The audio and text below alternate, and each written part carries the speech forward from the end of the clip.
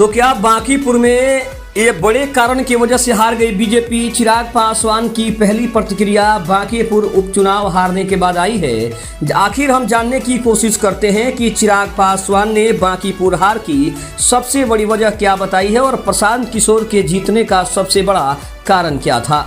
नमस्कार, मैं हूं संजीव और आप देख रहे हैं आप तक न्यूज। अगर आप हमारे चैनल पर नए हैं तो चैनल को जरूर सब्सक्राइब कर लें। चिराग पासवान का कहना है कि संगठन और तमाम अलायंस के बीच बेहतर कोऑर्डिनेशन हो सकता था। हम लोग अपने विषयों को बेहतर तरीके से रख सकते थे। जुलाई को बांकीपुर विधानसभा सीट पर उपचुनाव हुआ था। 3 अगस्त को रिजल्ट आया तो सबसे बड़ा झटका बीजेपी को लगा, क्योंकि यह क्षेत्र पार्टी का गढ़ माना जाता था। लेकिन यहाँ हार हो गई और उपचुनाव में इस सीट पर देश भर की नजरें भी लगी हुई थी।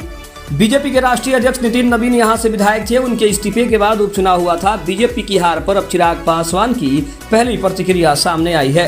चिराग पासवान ने खुलकर स्वीकार किया है कि चुनाव नतीजों में गठबंधन के भीतर तालमेल की कमी स्पष्ट तौर पर दिखाई दी।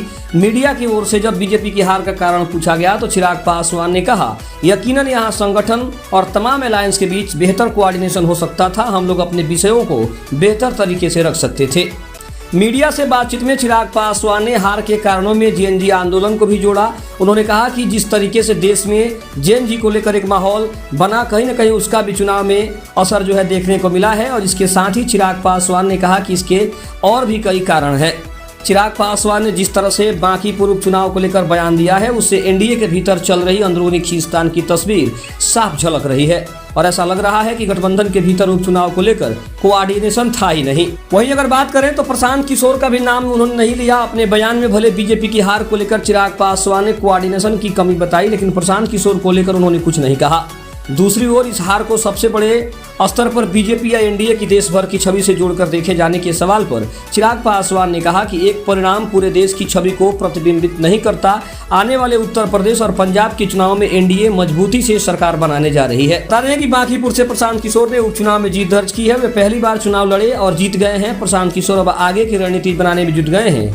उपचुनाव के बाद रिजल्ट के दिन वह हर राउंड में शुरू से ही आगे रहे थे और बीजेपी के प्रत्याशी नीरज सिन्हा दूसरे नंबर से कभी आगे बढ़ ही नहीं पाए थे। जिसके बाद अब सबसे बड़ी चर्चा हो रही है कि क्या बांकीपुर उपचुनाव का असर आने वाले उत्तर प्रदेश के चुनाव में या फिर पंजाब के विधानसभा चुनाव में भी देखने को मिलेगा। हालांकि चिराग पासवान ऐसा बिल्कुल नहीं मानते। उनका कहना है कि पंजाब में और उत्तर प्रदेश में एनडीए एक बार फिर से सरकार बनाएगी, इसमें कोई दो राय नहीं है। हालांकि उपचुनाव को लेकर उन्होंने साफ तौर पे कहा कि जेएनजी का जो आंदोलन था उसने भी कहीं न कहीं बांकीपुर उपचुनाव में बेहतर असर डाला है। खबर अच्छी लगे तो चैनल को जरूर सब्सक्राइब करिएगा। तब तक के लिए धन्यवाद। जय हिंद, जय भारत।